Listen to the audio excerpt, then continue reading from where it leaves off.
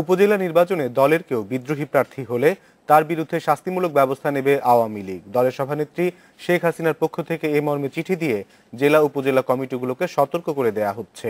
দলের নেতারা বলছেন, উপজেলা নির্বাচনে জয় পরাজয়কে আওয়ামী লীগ অত্যন্ত গুরুত্বের সঙ্গে নিচ্ছে।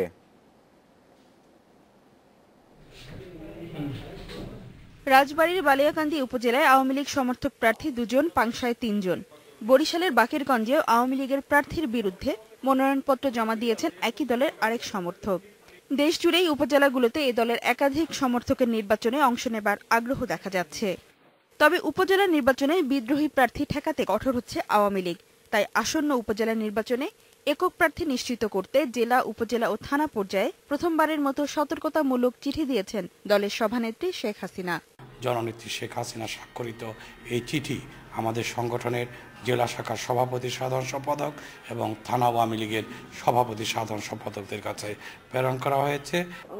দলীয় সিদ্ধান্তের বাইরে গিয়ে কেউ নির্বাচন করলে দল থেকে তাকে বহিষ্কার সহ কঠোর শাস্তিমূলক ব্যবস্থা নেওয়া হবে বলে জানিয়েছেন মাহবুবুল আলম হানিফ। সমর্থনটা যাতে একজন প্রার্থীর পক্ষে থাকে সেই ব্যাপারে আমাদের একটা নির্দেশনা দেওয়া হয়েছে মাঠ পর্যায়ে। দলীয় সিদ্ধান্তের বাইরে যারাই যাবে, দলীয় শৃঙ্খলা ভঙ্গের অভিযোগ তার বিরুদ্ধে উত্থাপিত হবে এবং এবার দলীয় শৃঙ্খলা ভঙ্গের কারীদের বিরুদ্ধে কঠোর শাস্তিমূলক ব্যবস্থা নেওয়া হবে।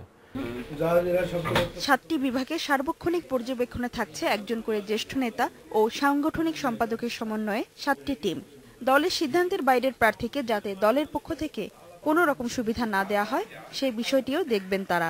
মাননীয় সভানেত্রী যে চিঠিটা দিয়েছেন তার আলোকেই আমাদের এই সফরে যারা যাবেন তারা সেইভাবে নির্দেশনা দিবেন এবং সেই সিদ্ধান্ত গ্রহণের ক্ষেত্রে তাদেরকে সহযোগিতা করবেন।